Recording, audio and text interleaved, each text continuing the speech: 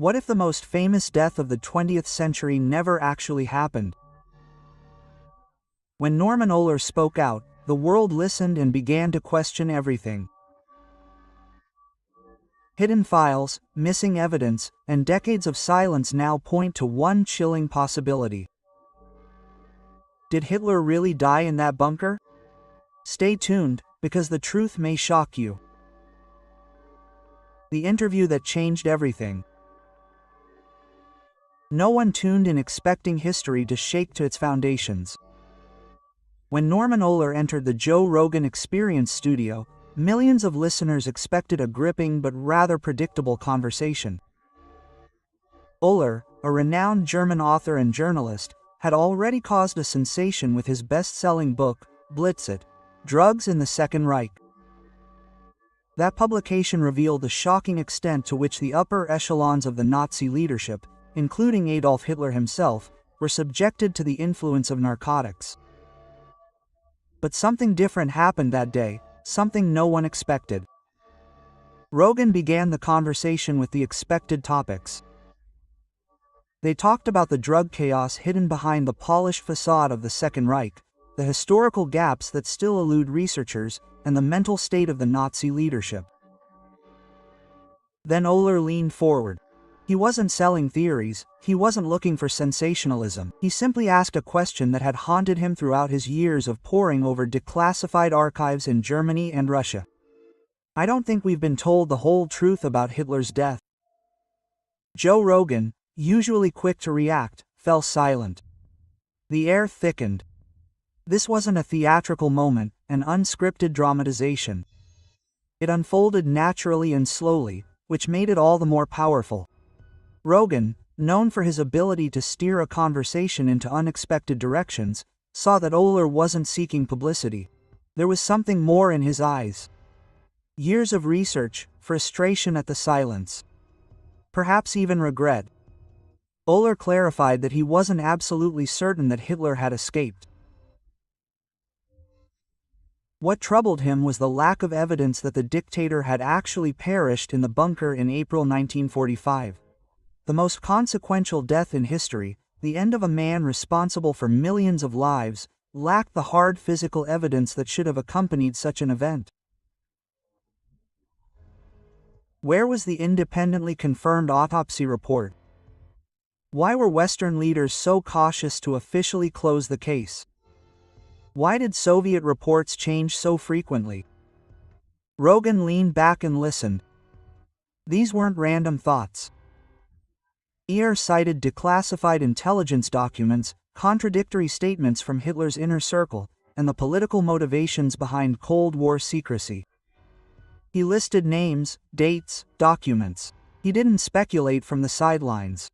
He visited Soviet archives, spoke with people who remembered the turmoil of those years, and found more questions than answers. For decades, the story of Hitler's death had been encased in a narrative so neat that few attempted to challenge it. Hitler took cyanide and shot himself in the head. Eva Braun joined him in death and wanted to be cremated. And according to most official versions, that was all. The evil was vanquished. The chapter was closed, but Erdogan clearly said something disturbing. The case was never truly confirmed.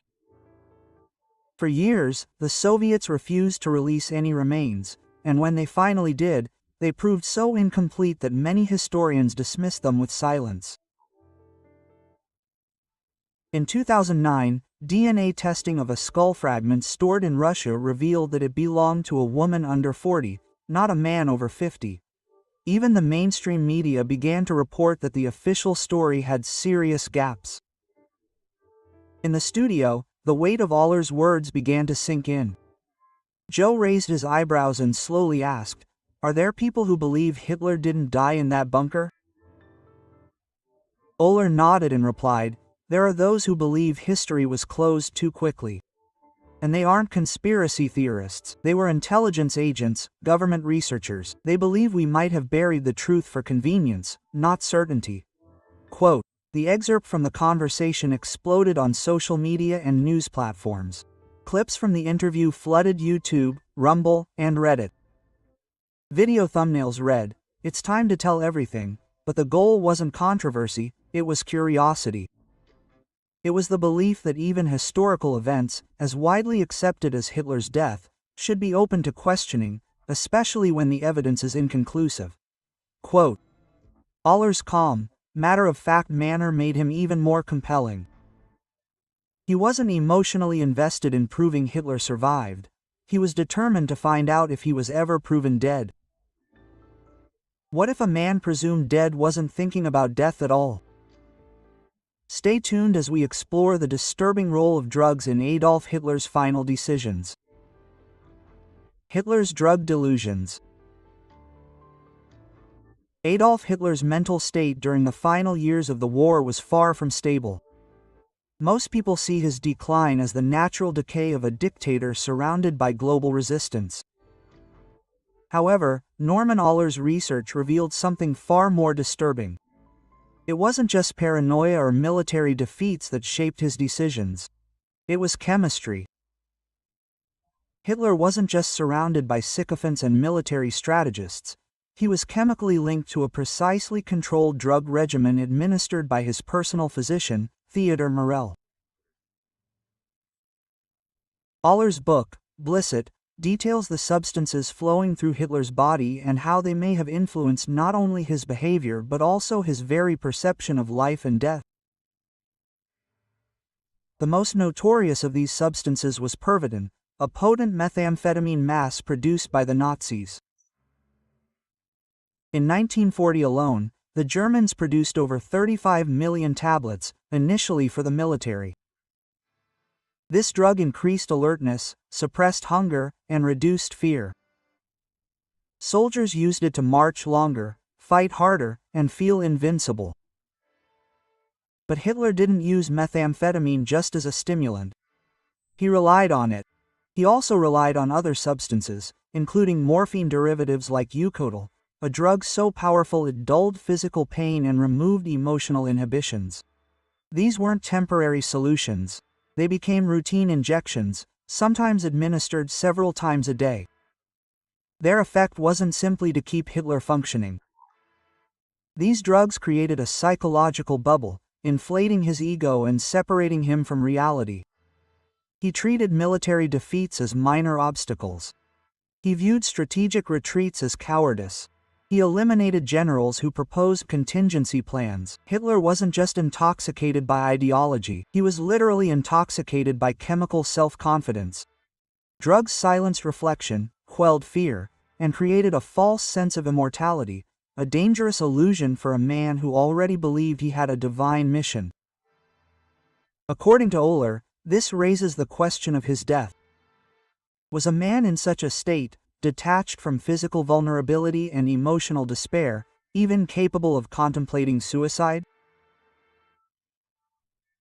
The stereotype of Hitler hiding in a bunker, aware that all was lost, and committing suicide fits a neat historical picture, but it doesn't fit the profile of a man whose body was saturated with stimulants and opioids, whose brain was fueled by synthetic self-confidence, not resignation. This contradiction caught Ohler's attention. Witness accounts from the final days were also inconsistent. Some described the leader continuing to issue orders with a strange optimism. Others mentioned tremors and delusions.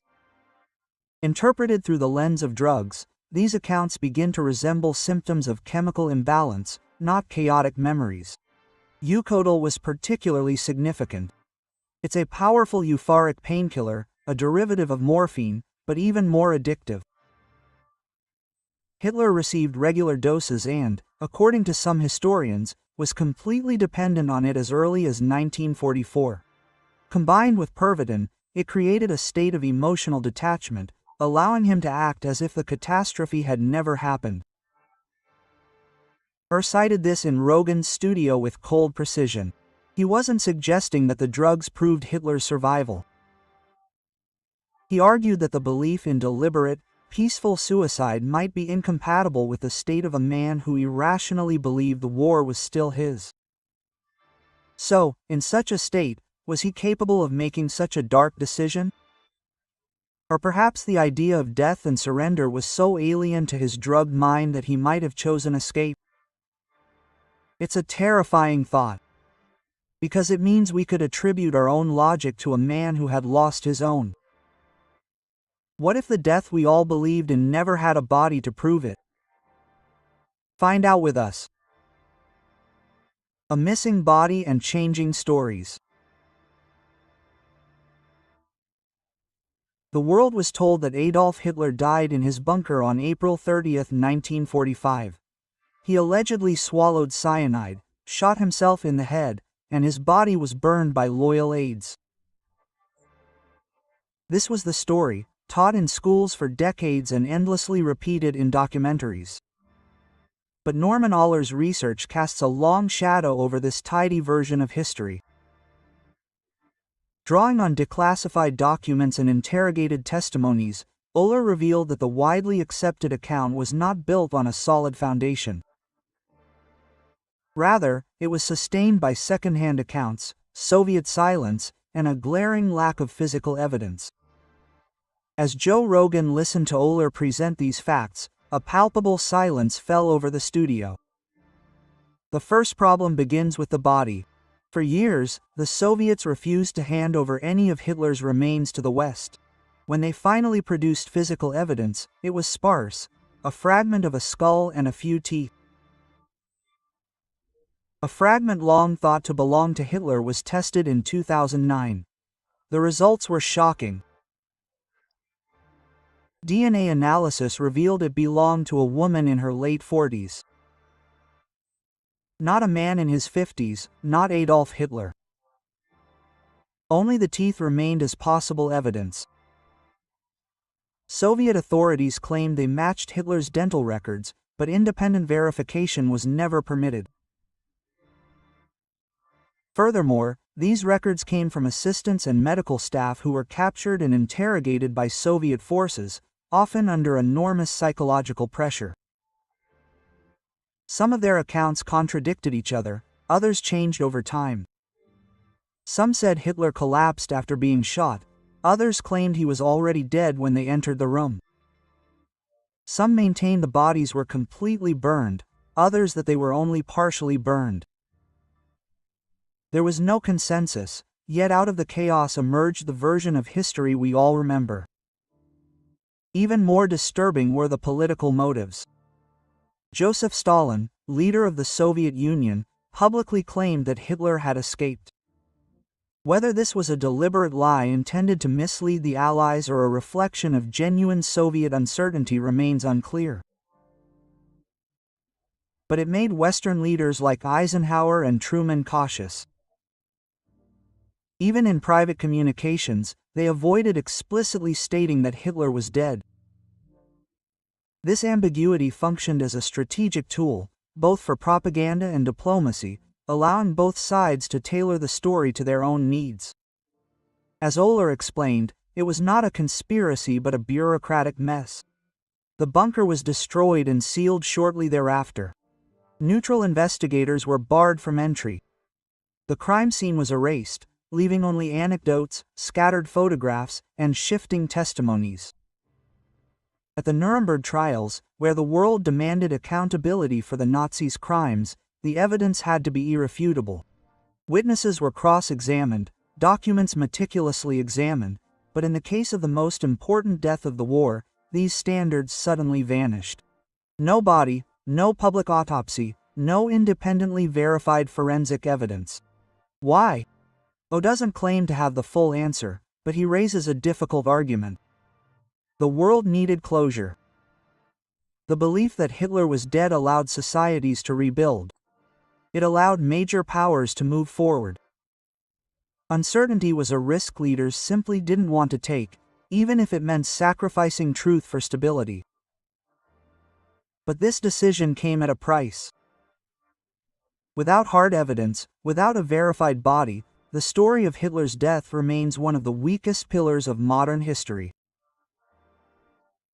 For something so crucial to the downfall of the most hated dictator of the 20th century, the evidence proves shockingly vague. Joe Rogan asked the obvious question: How can we accept this as historical truth when it has never been independently confirmed? Ohler's answer was succinct. We accepted what was convenient, not necessarily what was true. This answer stayed with viewers long after the episode ended, because if even one element of the official narrative is flawed, it opens the door to other questions, not wild speculation, but responsible re-examination. The burden of proof should be higher, not lower, for the most pivotal moments in history. And in this case, the evidence was never properly presented. What if the world's most wanted criminal had found refuge on an entirely different continent? Stay with us to find out. The spiritual path of South America. As Norman Ohler delved into post-war intelligence files, he focused on one question more than any other. If Adolf Hitler hadn't died in a Berlin bunker, where could he have gone? The answer, or at least the most likely possibility, pointed to one place: South America. This wasn't a random guess or the result of internet gossip, it was based on historical fact. After World War II, hundreds of Nazi officials evaded justice by fleeing Europe along secret routes known as ratlands. These underground networks were well organized, surprisingly effective, and in some cases protected by influential institutions. Rat trails stretched from Germany through Italy and Spain, eventually crossing the Atlantic to South America. Argentina became one of the most significant refuges. Under President Juan Perón, the country welcomed numerous former Nazi officers, sometimes offering them new identities and financial support. Argentina was not the only case. Similar stories emerged in Paraguay, Chile, and Brazil. Not only middle-ranking Nazis found refuge there, but also some of history's most notorious figures. Adolf Eichmann, responsible for Holocaust logistics, was captured in Buenos Aires in 1960. Yosh Mengele, the infamous Auschwitz doctor, evaded capture for decades, reportedly living in various South American countries under different identities. These weren't isolated incidents, but part of a broader pattern that made South America a refuge for Nazis, supported by corrupt officials and secret sympathizers. When Ohler asked the question, if they could escape, why not Hitler? His words carried weight. During an appearance on Joe Rogan's podcast, Ohler outlined the infrastructure of this escape system. False documents were common. Members of the Catholic clergy sympathetic to anti-communist causes provided shelter and assistance. Some even believed they were protecting lost souls, not war criminals. Trains, ships, and false identities transported former Nazis to new lives, often with financial and political support. One name that appeared in post-war intelligence notes was Adolf Schuttelmayer, a man with a striking resemblance to Hitler, allegedly seen in Argentina. His existence has not been confirmed, but his description appears in more than one declassified document. Even American intelligence agencies took these reports seriously enough to conduct brief investigations and monitor the areas where he was supposedly seen. The very fact that such a possibility was even considered speaks volumes about the uncertainty surrounding Hitler's fate. The Central Intelligence Agency, CIA, and the Federal Bureau of Investigation, FBI, received numerous tips and reports throughout the 1940s and 1950s about alleged sightings of Hitler in the Southern Hemisphere. Some were vague, others included maps, names, and witnesses. In one case, a credible informant claimed to have seen a German village in Argentina, where an elderly man, heavily guarded, was treated like a revered leader. Most of these leads were ultimately closed due to lack of evidence, but the fact that they were even considered speaks volumes. If the world was truly certain that Hitler had died in 1945, why did agencies continue to expend resources investigating these reports for over a decade? He wasn't suggesting that every lead was true. He emphasized the need to separate folklore from fact. But in South America, the two elements often intertwine. Remote villages had tales of the sudden arrival of wealthy Germans, building isolated jungle homes and keeping to themselves. These legends were often dismissed, but Ohler wondered if some of them might contain grains of truth. After all, if high-ranking Nazi officials could disappear while carving out new lives using these escape routes, Hitler, with the resources of a crumbling Reich at his disposal, surrounded by loyalists, and determined to survive, had more than enough resources to follow their trail. Rat trails weren't secret by accident. They were allowed to exist. And for someone like Hitler, who could foresee his defeat years before the end of the war, preparations for escape could have been laid long before the fall of Berlin. Joe Rogan leaned in during this segment of the interview and asked a question that many listeners had on their minds. Can we be sure we haven't simply lost him? Ohler didn't answer unequivocally. He didn't have to. History answered for him. Why did America's most important intelligence agency pursue a dead man across continents? Stay with us to find out. FBI files and Hitler's visions.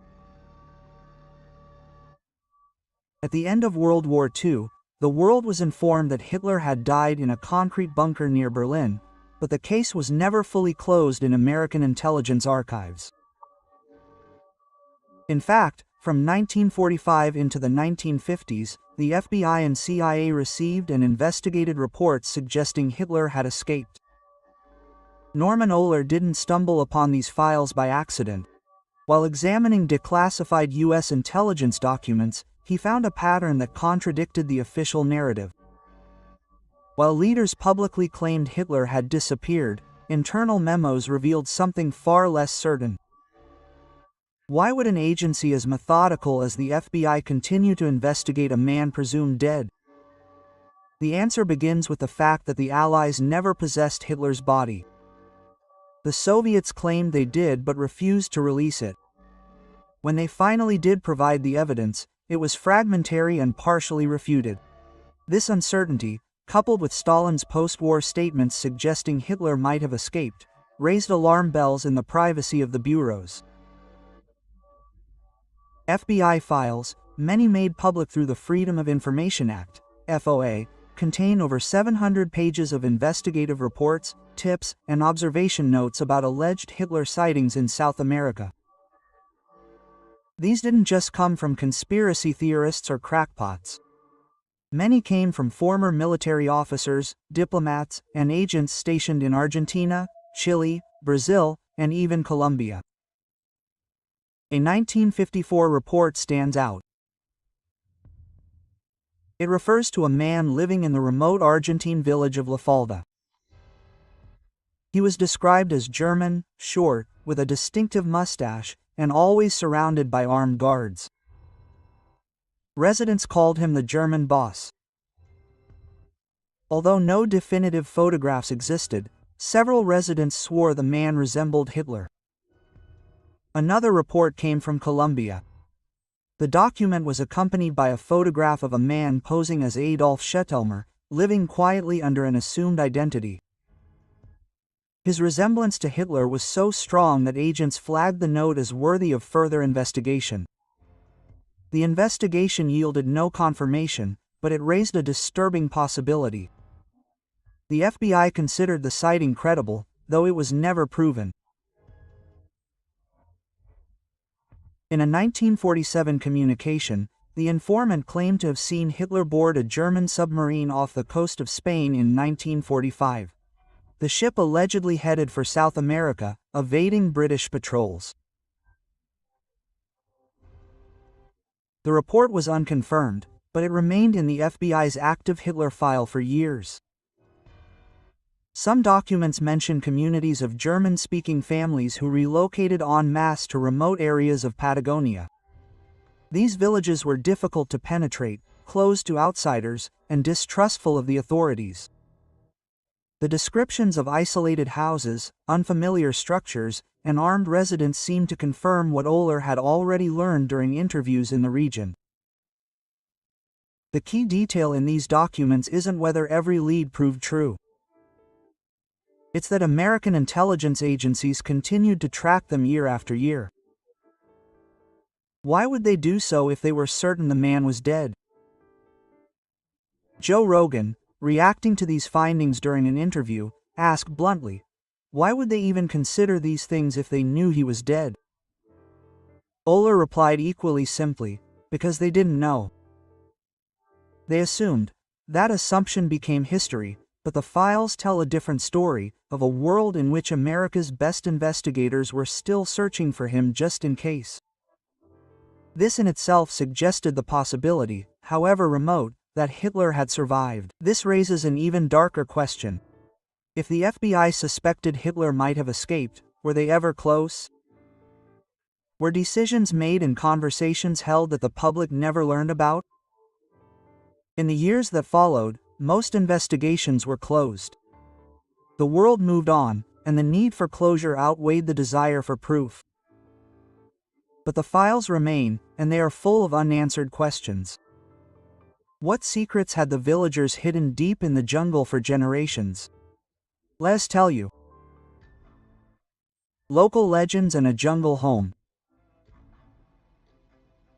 Norman Ohler was not satisfied with documents alone. He believed that history could not be reconstructed solely from paper trails without knowing the human stories behind them.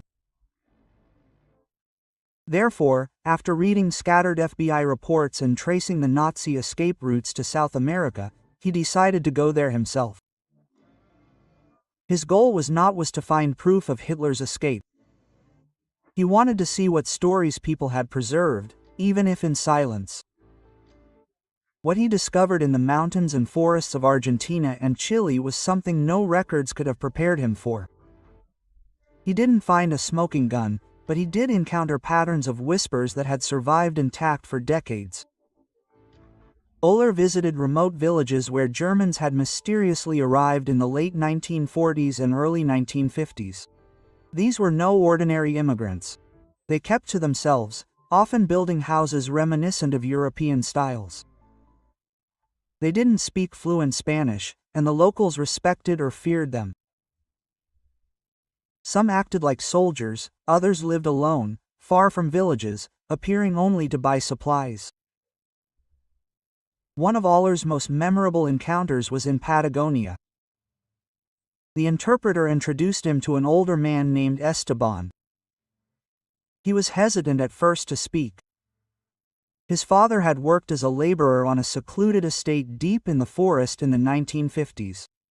Esteban he remembered the instructions very well. They were always to deliver food and supplies to the side door.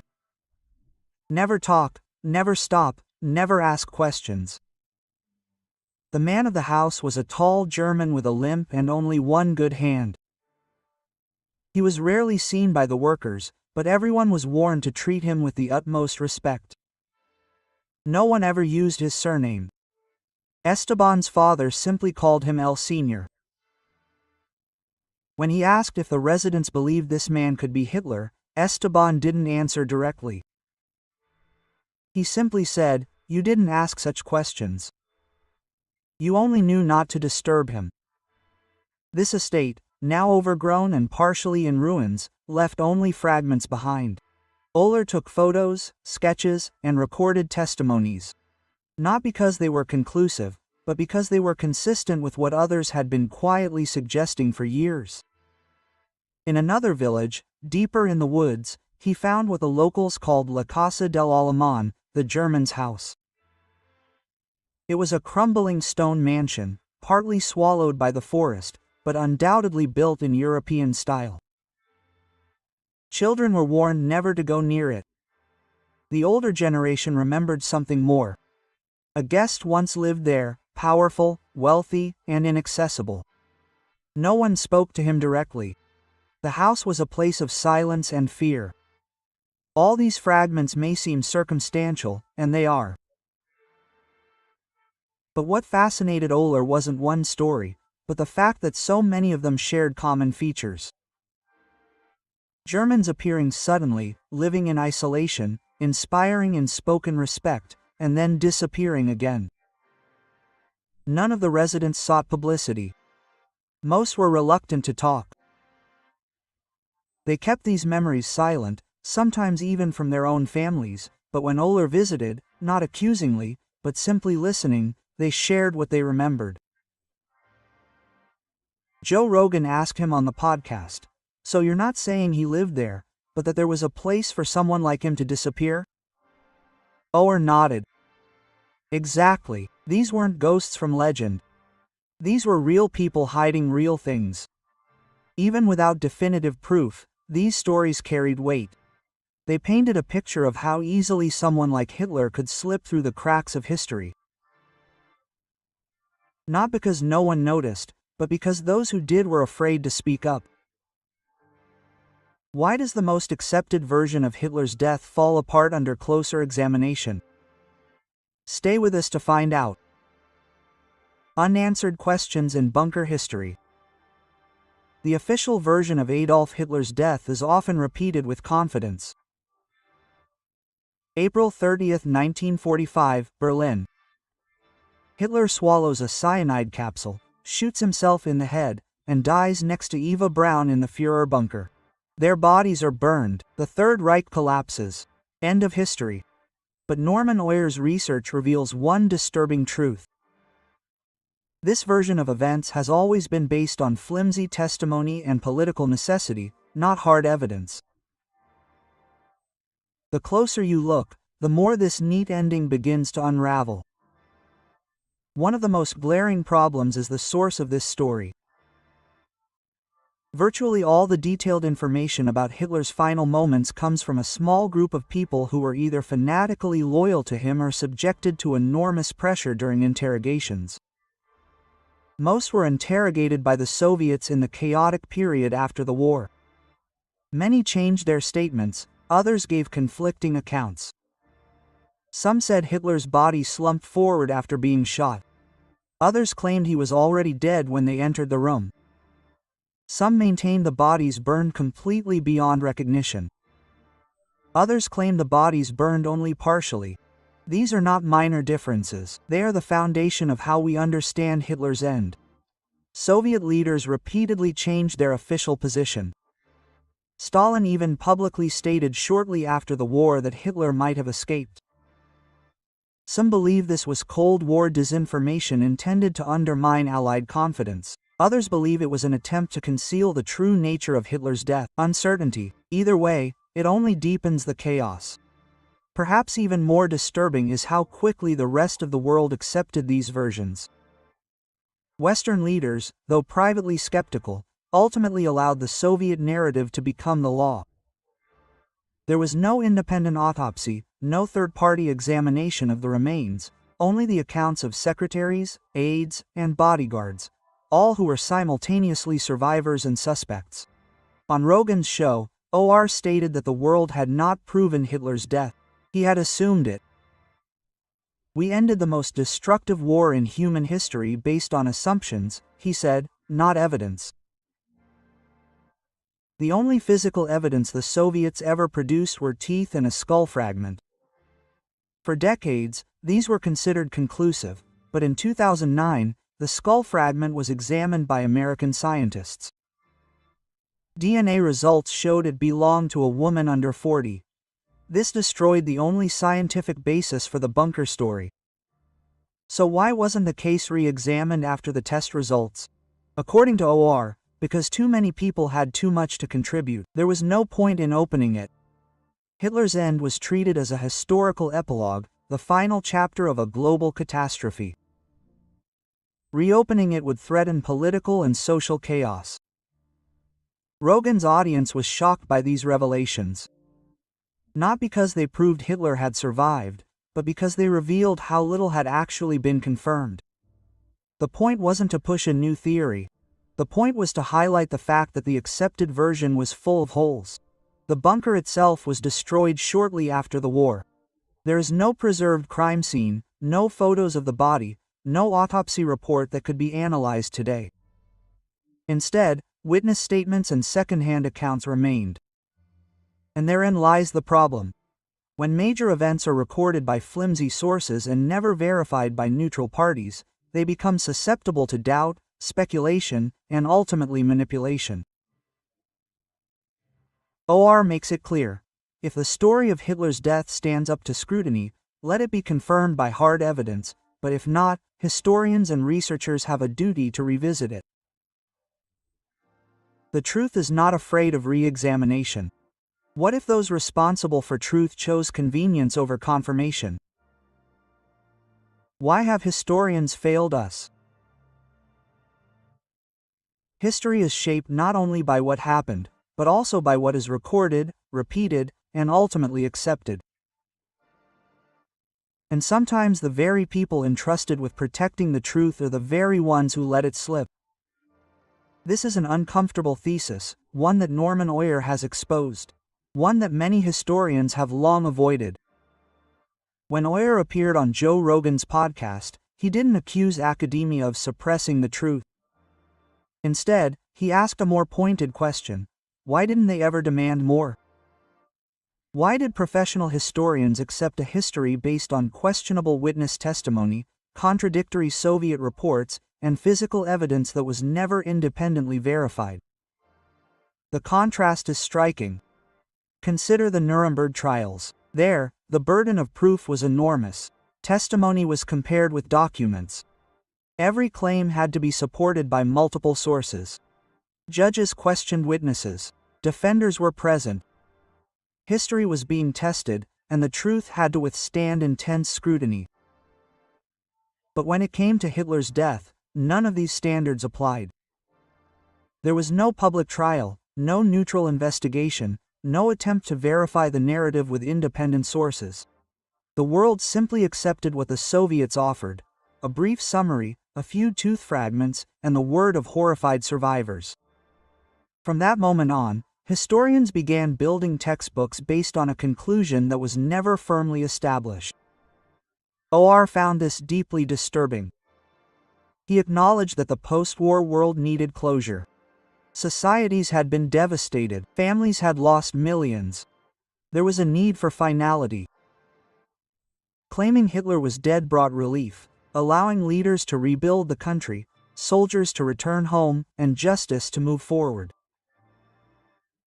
Reopening the issue would have meant keeping the wounds open longer, but the cost of such closure was high. In the post-war years, a few skeptical voices emerged.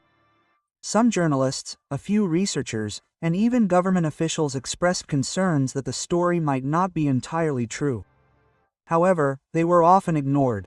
Academic consensus had already established itself, and dissenting opinion was considered unnecessary or, worse yet, dangerous. Joe Rogan asked Ohler during the recording, "Do you think historians didn't want to know the truth?" Ohler paused. "I think they were afraid of what discovering it might mean," he replied. And therein lies the crux of the failure. It's not about a conspiracy, but about a quiet collective decision to move forward without examining the foundations beneath. Over time, the story became so familiar that no one questioned it. And when new evidence emerged, like the DNA testing of a skull fragment in 2009, it was often ignored or quietly suppressed in scientific journals. Meanwhile, institutions like the FBI continued to pursue leads into the 1950s. Foreign intelligence agencies kept the files open. Witnesses reported seeing men resembling Hitler in South America, yet the scholarly world clung to the original version of history. Ohler believes that the refusal to reconsider this case is not just a historical error, but a betrayal. A betrayal of what history should be, a search for truth, no matter how difficult or uncomfortable it may be. The failure wasn't a lack of a body. It was a lack of inquiry. The failure wasn't a mistake. It was a refusal to ask if we were right. In a world where disinformation spreads easily, historians should be the last line of defense, but with Hitler's death, they could become part of the fog they were meant to clear. The responsibility now rests with a new generation of researchers, journalists, and curious minds to pick up the threads and look at them again. Not because the truth has changed, but because it was never truly proven. What if the final chapter of this story was never truly written? Stay tuned to find out. It's time to reopen the case. By the end of Norman Ohler's conversation with Joe Rogan, the tone had shifted. What began as a historical discussion had ended with something deeper, a call to action. Ohler wasn't waving red flags or pointing fingers. He was calmly laying the pieces of the puzzle on the table and asking a simple yet terrifying question: why didn't we dig deeper? After everything from the drug-fueled delusions, the missing body, the escape network, the FBI investigations, the villagers in Argentina, and the silence of historians, one thing became clear: the accepted story of Hitler's death doesn't hold water. It was constructed quickly, held together loosely, and closely guarded by those who profited from its finality. Yet even today, most people speak of it as if it were engraved in stone. Ohler's research suggests otherwise, and while he never claims to have definitive proof that Hitler escaped, he offers something more threatening to the status quo: reasonable doubt. In the court of public history, doubt should provoke further investigation, but for decades it hasn't. Why? Because reopening the case would mean undermining one of the most sacred historical assumptions of the 20th century.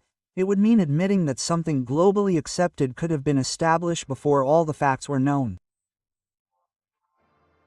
During the interview, Joe Rogan leaned back in his chair and mused aloud. Even if it's only 1%, it changes everything.